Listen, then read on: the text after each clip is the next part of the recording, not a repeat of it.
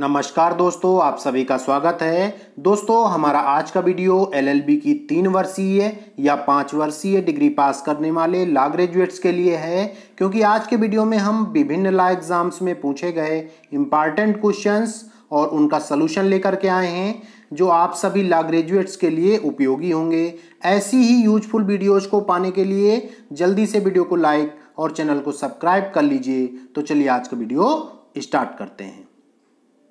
तो देखें, सबसे पहला क्वेश्चन आपकी स्क्रीन पर है। निम्नलिखित में से कौन सा युग्म सही सुमेलित है? मीन्स इनमें ऐसा कौन सा जोड़ा है जो सही है? तो देखें, 4 ऑप्शन है इसमें। जैसे पहला कहता है सर्वस्व अदाता, धारा 128 से। दूसरा कहता है बंधकित ऋण, धारा 134, धन का विनिमय, धारा 120, और डी कहता है उपर्युक्त सभी। तो जो इसमें ऑप्शन नंबर बी है, बंधकित ऋण, धारा 134, ये सही होगा। नेक्स्ट क्वेश्चन है आपका क्वेश्चन नंबर 102। क्या कहता है? स्थावर संपत्ति के अंतर्गत सम्मिलित हैं। क्या सम्मिलित है? तो पहला ऑप्शन घास, दूसरा उगती फसलें, और फिर कहता है खड़ा काष्ठ और उपर्युक्त सभी। तो स्थावर संपत्ति में सभी आते हैं, इसलिए ऑप्शन नंबर डी सही होगा, उपर्युक्त सभी। नेक्स्ट है क्वेश्चन तीसरा, संपत्ति अंतरण अधिनियम 1882 की निम्न कौन धारा मौखिक अंतरण से संबंधित है? तो कौन सी धारा मौखिक अंतरण से संबंधित है? तो वह धारा 9। तो इसमें 4 ऑप्शन दिए गए हैं क्वेश्चन में, धारा 5, धारा 7, धारा 8 और धारा 9। तो जो इसका ऑप्शन नंबर डी है, धारा 9, ये सही हो जाएगा। नेक्स्ट क्वेश्चन आपका क्या कहता है?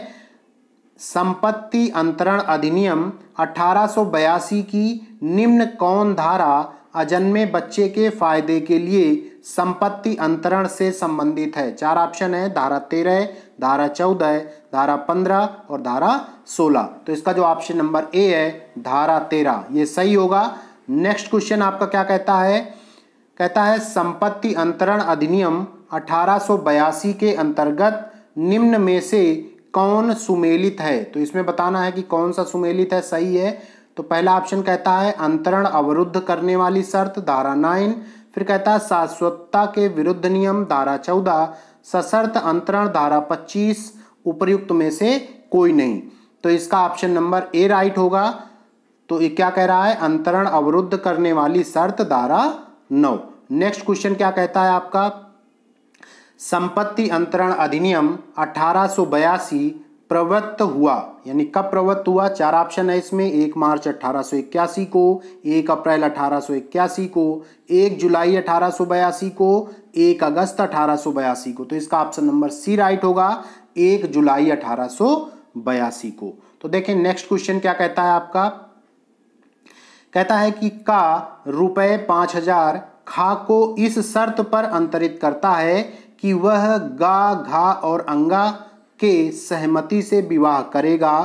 खा विवाह गा, घा और अंगा की सहमति के बिना कर लेता है, किंतु विवाह के पश्चात उनकी सहमति प्राप्त कर लेता है। क्या खा ने शर्त पूरी की है? तो फ्रेंड्स, इस क्वेश्चन को ध्यान से पढ़ें पहले, उसके बाद आपको समझ में आएगा कि शर्त उसने वास्तव में पूरी नहीं की है, क्योंकि जो वादा किया था वो उसने नहीं किया, उससे पहले ही वो काम कर लिया और बाद में सहमति ली। इसलिए इसका ऑप्शन नंबर जो बी है, नहीं, ये राइट हो जाएगा। नेक्स्ट है आपका क्वेश्चन नंबर 108। ये कहता है का एक फार्म खा को उसके जीवन पर्यंत के लिए इस उपबंध के साथ अंतरित करता है कि यदि खा ने अमुक जंगल काटा तो अंतरण के प्रभाव का अंत हो जाएगा। खा जंगल काट डालता है, फार्म में उसके आजीवन हित पर क्या प्रभाव होगा? तो क्या प्रभाव होगा? 4 ऑप्शन देखें इसमें। पहला कहता है खो देता है, दूसरा सुरक्षित कर देता है, सी कहता है सशर्त खो देता है, और डी कहता है सशर्त सुरक्षित कर देता है। तो इसका जो ऑप्शन नंबर ए है, खो देता है, ये राइट होगा।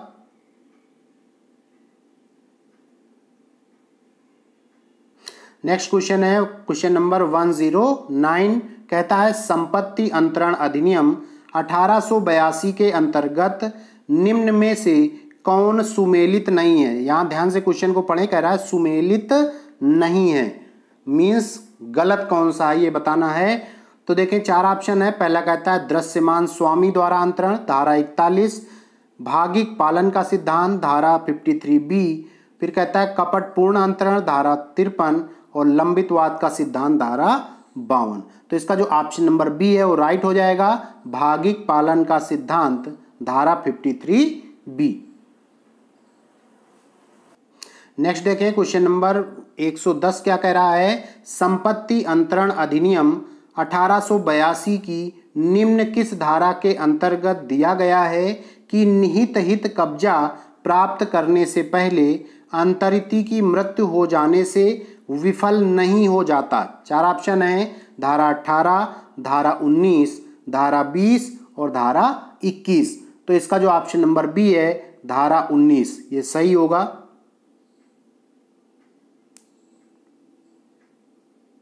नेक्स्ट देखें क्वेश्चन नंबर 111 क्या कहता है। जहां की प्रतिभूति मूलधन 100 रुपये या उससे अधिक है वहां बंधक हक विलेखों के निक्षेपों द्वारा बंधक से भिन्न है केवल प्रभावी किया जा सकता है। इसमें भी 4 ऑप्शन है। पहला कहता है पंजीकृत लिखत द्वारा, दूसरा है बंधकर्ता द्वारा हस्ताक्षरित करने के द्वारा, तीसरा कहता है कम से कम 2 साक्षियों द्वारा अनुप्रमाणित करने के द्वारा, और चौथा ऑप्शन है उपर्युक्त सभी। तो इसमें जो ए बी सी ऑप्शंस दिए गए हैं ये तीनों सही हैं, मीन्स जो ऑप्शन नंबर डी है वो सही माना जाएगा, उपर्युक्त सभी।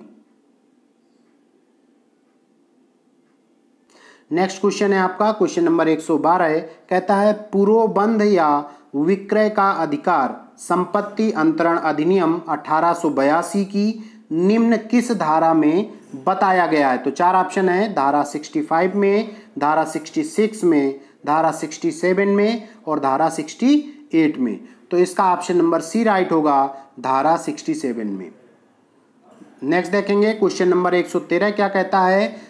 जय दयाल पोद्दार बनाम बीबी हजारा का वाद संबंधित है, किससे संबंधित है। 4 ऑप्शन है। पहला कहता है निर्वाचन के सिद्धांत से, दूसरा है भागिक पालन के सिद्धांत से, और तीसरा है अपराधिकृत व्यक्ति द्वारा अंतरण से, और चौथा है दृश्यमान स्वामी से।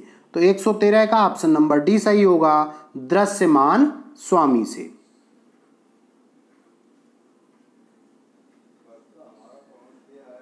तो नेक्स्ट है क्वेश्चन नंबर 114 कहता है संपत्ति अंतरण अधिनियम 1882 की धारा 35 निम्न किस पर लागू होती है। किस पर लागू होती है। तो ऑप्शन नंबर ए कहता है चल संपत्ति पर, बी कहता है अचल संपत्ति पर, और सी कहता है सभी प्रकार की संपत्ति पर, और डी कहता है उपर्युक्त सभी। तो इसका ऑप्शन नंबर डी सही होगा, उपर्युक्त सभी। नेक्स्ट है क्वेश्चन नंबर आपका 115 कहता है निम्न किस वाद में यह अभिनिर्धारित किया गया था कि विभाजन संपत्ति का अंतरण नहीं है। तो ऑप्शन ए कहता है वीएन सरीन बनाम Ajit Kumar AIR 1986 SC 432। B option कहता है रोकड़ चंद्र बनाम श्रीमती राजेश्वरी देवी AIR 2009 NOC 3009, और सी कहता है अब्दुल जब्बार बनाम वेंकटा शास्त्री AIR 1969 सूको 1147, और डी ऑप्शन कहता है उपर्युक्त में से कोई नहीं। तो इसका ऑप्शन नंबर ए राइट हो जाएगा, वीएन सरीन बनाम Ajit Kumar AIR 1986 SC 432। Next question है आपके सामने क्वेश्चन नंबर 116 शिनाख्त परेड ली जा सकती है। तो ऑप्शन ए कहता है केवल पुलिस अधिकारी द्वारा, बी है केवल मजिस्ट्रेट द्वारा, सी कहता है केवल लोक सेवक द्वारा, और डी कहता है किसी भी व्यक्ति द्वारा। तो 116 का ऑप्शन नंबर डी राइट होगा, किसी भी व्यक्ति द्वारा। नेक्स्ट है आपका क्वेश्चन नंबर 117 भारतीय साक्ष्य अधिनियम 1872 की निम्न किस धारा में बताया गया है कि साक्ष्य विवादक तथ्यों और सुसंगत तथ्यों का दिया जा सकेगा। तो 4 ऑप्शन है, धारा 3, धारा 4, धारा 5 और धारा 60। तो इसका ऑप्शन नंबर सी राइट होगा, धारा 5। नेक्स्ट क्वेश्चन है क्वेश्चन नंबर 118 नुकसानी पर प्रभाव डालने वाला सील की भारतीय साक्ष्य अधिनियम 1872 की निम्न किस धारा में विवेचना की गई है? तो इसके चार ऑप्शन हैं, धारा 55 में, धारा 56 में, धारा 57 में और धारा 58 में। तो इसका जो ऑप्शन नंबर ए है धारा 55 में, ये सही होगा। नेक्स्ट है क्वेश्चन नंबर 119, कहता है भारतीय साक्ष्य अधिनियम 1872 की निम्न कौन धारा इलेक्ट्रॉनिक करार के बारे में उपधारणा से संबंधित है? तो पहला ऑप्शन है धारा 81 का, दूसरा है धारा 85 का और तीसरा है धारा 88 का और चौथा है धारा 85 का। तो इसका जो ऑप्शन नंबर डी है धारा 85 का, ये सही होगा। नेक्स्ट है आपका क्वेश्चन नंबर 120, कहता है निम्न में से किस संशोधन अधिनियम द्वारा साक्ष्य विधि अधिनियम 1872 में धारा 53A जोड़ी गई है? तो चार ऑप्शन है, पहला कहता है सूचना प्रौद्योगिकी संशोधन अधिनियम 2008 द्वारा, दूसरा है भारतीय साक्ष्य संशोधन अधिनियम 2002 द्वारा और तीसरा है दंड विधि संशोधन अधिनियम 2005 द्वारा और चौथा है दंड विधि संशोधन अधिनियम 2013 द्वारा। तो फ्रेंड्स इसका ऑप्शन नंबर डी राइट होगा, दंड विधि संशोधन अधिनियम 2013 द्वारा। नेक्स्ट है आपका क्वेश्चन नंबर 121, निम्न में से भारतीय साक्ष्य अधिनियम 1872 के लागू होने की सही तारीख है? पहला ऑप्शन है 15 मार्च 1872, दूसरा है 1 सितंबर 1872 और तीसरा है 1 जुलाई 1872 और चौथा कहता है 1 फरवरी 1872। तो इसका जो ऑप्शन नंबर बी है 1 सितंबर 1872, ये सही होगा। नेक्स्ट है क्वेश्चन नंबर 122, कहता है भारतीय साक्ष्य अधिनियम 1872 की निम्न कौन सी धारा दहेज प्रतिषेध संशोधन अधिनियम 1986 के द्वारा अंतः स्थापित की गई है? तो चार ऑप्शन है, धारा 111 का, धारा 113 का, धारा 113 खा, उपर्युक्त में से कोई नहीं। तो 122 का ऑप्शन नंबर सी सही होगा, धारा 113 खा।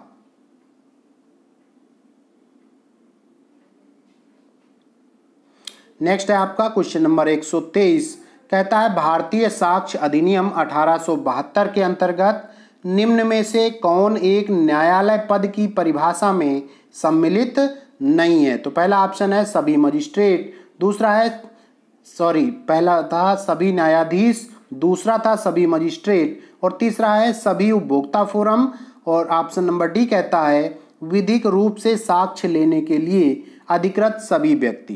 तो इसका ऑप्शन नंबर सी सभी उपभोक्ता फोरम, ये सही होगा।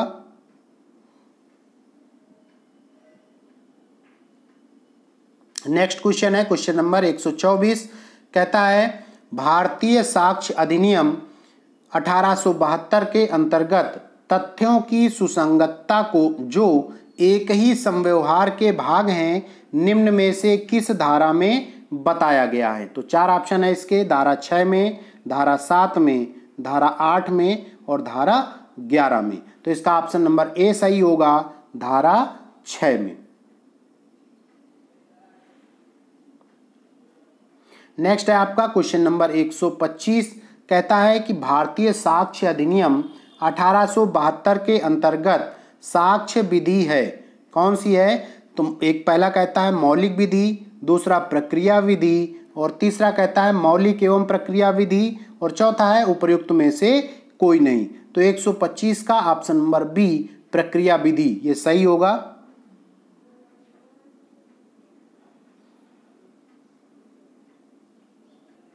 नेक्स्ट है क्वेश्चन नंबर 126, ये कहता है भारतीय साक्ष्य अधिनियम 1872 की निम्न किस धारा में स्मृति ताजा करने संबंधी प्रावधान दिया गया है?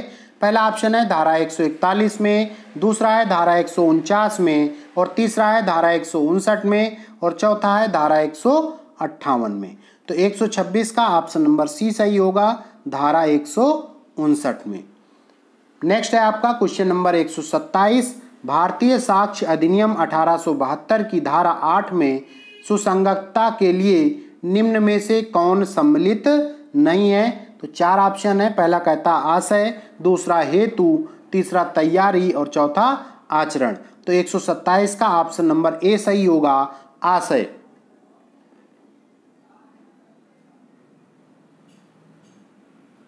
नेक्स्ट क्वेश्चन है आपका क्वेश्चन नंबर 128। कहता है भारतीय साक्ष्य अधिनियम 1872 की निम्नलिखित में से कौन धारा स्वीकृति को परिभाषित करती है?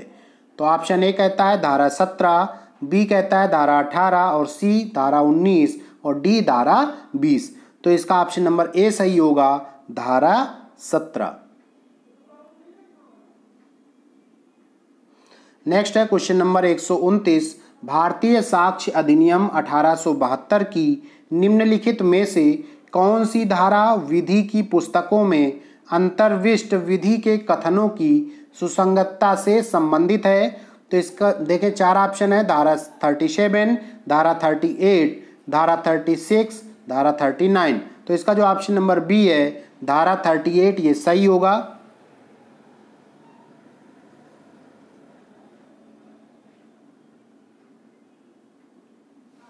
नेक्स्ट क्वेश्चन है क्वेश्चन नंबर 130। भारतीय साक्ष्य अधिनियम 1872 में किस धारा के अधीन एक पक्षकार अपने ही साक्षी से प्रश्न पूछ सकता है? तो ऑप्शन ए कहता है धारा 156, बी धारा 154, सी धारा 158 और डी धारा 160। तो इसका जो ऑप्शन नंबर बी है, धारा 154, ये सही होगा। नेक्स्ट क्वेश्चन है आपका क्वेश्चन नंबर 131। भारतीय दंड संहिता 1860 की निम्न किस धारा में दंगा को परिभाषित किया गया है? 4 ऑप्शन है, धारा 146 में, धारा 148 में, धारा 159 में और धारा 149 में। तो इसका ऑप्शन नंबर सी सही होगा, धारा 159 में।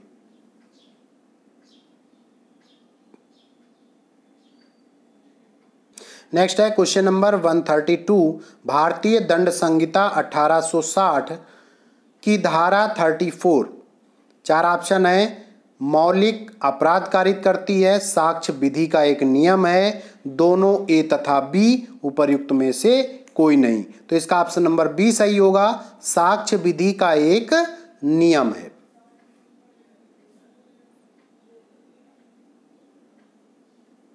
नेक्स्ट है आपका क्वेश्चन नंबर 133। भारतीय दंड संहिता 1860 में नासमझ गुड़िया को आपराधिक दायित्व से छूट निम्न किस धारा में प्राप्त है? तो 4 ऑप्शन है, धारा 81 में, धारा 82 में, धारा 84 में और धारा 87 में। तो इसका ऑप्शन नंबर बी सही होगा, धारा 82 में।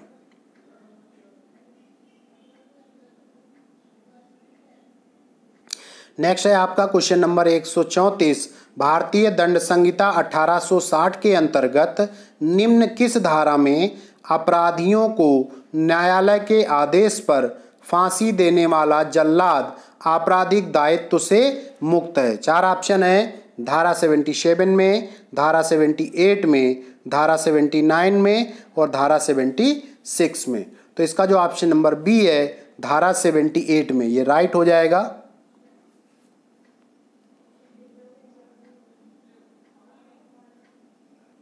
नेक्स्ट है क्वेश्चन नंबर 135। भारतीय दंड संहिता 1860 के अंतर्गत सहमति का बचाव निम्न किस में उपलब्ध नहीं है? 4 ऑप्शन है, पहला कहता है मृत्यु कारित करने की सहमति, दूसरा है घोर उपहति कारित करने की सहमति और तीसरा है दोनों ए और बी और चौथा कहता है उपर्युक्त में से कोई नहीं।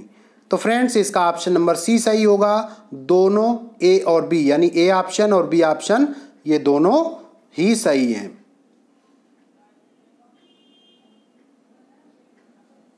नेक्स्ट है क्वेश्चन नंबर 136। भारतीय दंड संहिता 1860 की निम्न किस धारा में व्यक्तिगत सुरक्षा के अधिकार के कार्यान्वयन में मृत्यु कारित की जा सकती है? तो 4 ऑप्शन है, पहला है धारा 100 के अंतर्गत, दूसरा धारा 102 के अंतर्गत, तीसरा धारा 103 के अंतर्गत और चौथा ऑप्शन कहता है कि दोनों ए तथा सी के अंतर्गत।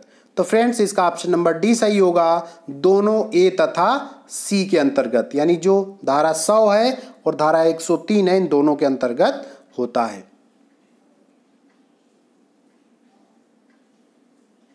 नेक्स्ट है क्वेश्चन नंबर 137, कहता है भारतीय दंड संहिता 1860 की धारा 498 का प्रवृत्त हुई, कब प्रवृत्त हुई? 4 ऑप्शन है। पहला कहता है 25 दिसंबर 1983 से, बी ऑप्शन कहता है 26 दिसंबर 1986 से, सी है 25 दिसंबर 1987 से और डी है 25 दिसंबर 1988 से। तो इसका ऑप्शन नंबर ए सही होगा, 25 दिसंबर 1983 से।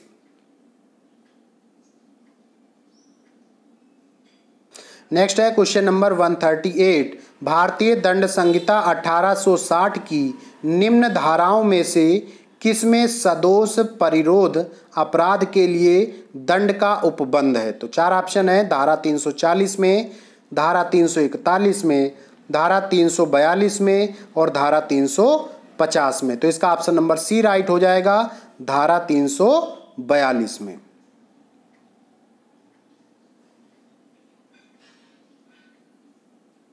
नेक्स्ट है क्वेश्चन नंबर 139, भारतीय दंड संहिता 1860 के अंतर्गत दंड विधि संशोधन अधिनियम 2013 ने धारा 375 को, 4 ऑप्शन है, संशोधित किया है, प्रतिस्थापित किया है, समाप्त कर दिया है, कमजोर कर दिया है।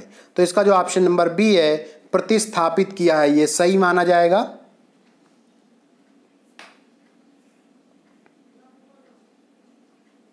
नेक्स्ट है आपका क्वेश्चन नंबर 140, भारतीय दंड संहिता 1860 की निम्न किस धारा के अंतर्गत प्रच्छन्न गृह अतिचार अपराध को परिभाषित किया गया है? तो 4 ऑप्शन है, धारा 442 में, धारा 444 में, धारा 445 में और धारा 443 में। तो 140 का ऑप्शन नंबर डी सही होगा, धारा 443 में। नेक्स्ट है क्वेश्चन नंबर 141, क्या कहता है? का एक कुत्ते को जेड की बिना सहमति के उसे जेड के ऊपर कूदने को उकसाता है ताकि जेड को कष्ट हो, का ने निम्न में कौन सा अपराध किया है? तो 4 ऑप्शन है, आपराधिक बल, आपराधिक हमला, गंभीर उपहति, मानहानि। तो फ्रेंड्स इसका ऑप्शन नंबर ए सही होगा, आपराधिक बल।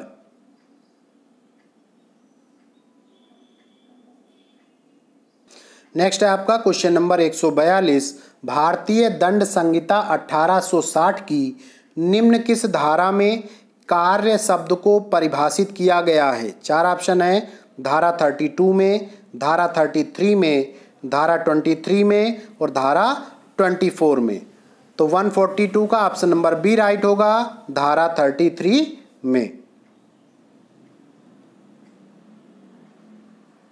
नेक्स्ट है आपका क्वेश्चन नंबर 143, भारतीय दंड संहिता 1860 की निम्न में से कौन धारा में रेस्पोंडेंट सुपीरियर सिद्धांत का आपराधिक विधि में विस्तार है? 4 ऑप्शन है, धारा 121 में, धारा 159 में, धारा 120 का में और धारा 154 में।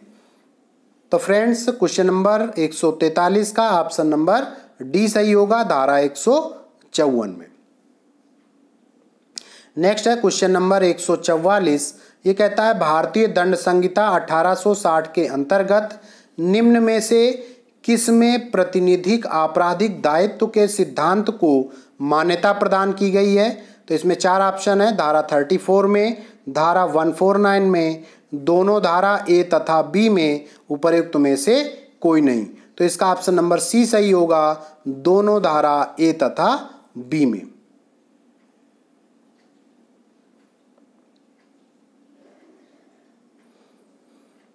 नेक्स्ट है आपका क्वेश्चन नंबर 145, सरला मुदगल प्रेसिडेंट कल्याणी बनाम भारत संघ प्रकरण निम्न किससे संबंधित है? तो 4 ऑप्शन है, बलात् संघ से, जार कर्म से, द्विविवाह से और व्यापरण से। तो ऑप्शन नंबर सी सही होगा इसका, द्विविवाह से।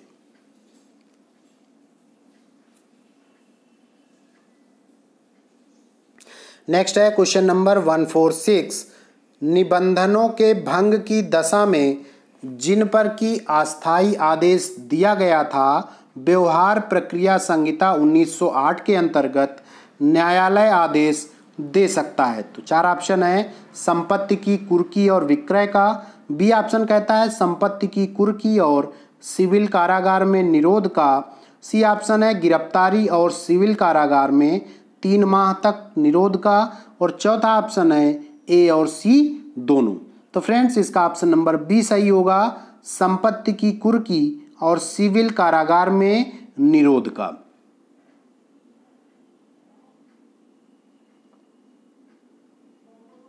नेक्स्ट है क्वेश्चन नंबर 147। भरण पोषण की डिक्री के निष्पादन हेतु किसी व्यक्ति का वेतन निम्न किस सीमा तक कुर्क किया जा सकता है। 4 ऑप्शन है प्रथम 1000 रुपये और बचे हुए वेतन का 1/3, बी ऑप्शन कहता है प्रथम 1000 रुपये और बचे हुए वेतन का 2/3, सी ऑप्शन कहता है वेतन का 2/3 और डी ऑप्शन कहता है वेतन का 1/3। तो फ्रेंड्स इसका ऑप्शन नंबर डी राइट होगा, वेतन का 1/3। नेक्स्ट है आपका क्वेश्चन नंबर 148। सिविल प्रक्रिया संहिता 1908 की निम्न कौन सी धारा प्रत्यास्थापन का सिद्धांत सम्मिलित करती है। तो 4 ऑप्शन है धारा 134, धारा 144, धारा 148 का और धारा 151। तो 148 का ऑप्शन नंबर बी सही होगा, धारा 144।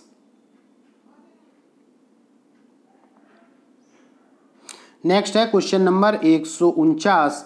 क्या कहता है, न्यायालय वाद पत्र को उस न्यायालय में प्रस्तुत किए जाने के लिए लौटा सकता है जहां वाद संस्थित किया जाना चाहिए था। 4 ऑप्शन है वाद संस्थित किए जाते समय, बी ऑप्शन कहता है विवादकों की विरचना से पूर्व, और सी ऑप्शन है विचारण प्रारंभ होने से पूर्व, और डी ऑप्शन है वाद के किसी भी प्रक्रम पर। तो फ्रेंड्स इसका ऑप्शन नंबर डी सही होगा, वाद के किसी भी प्रक्रम पर।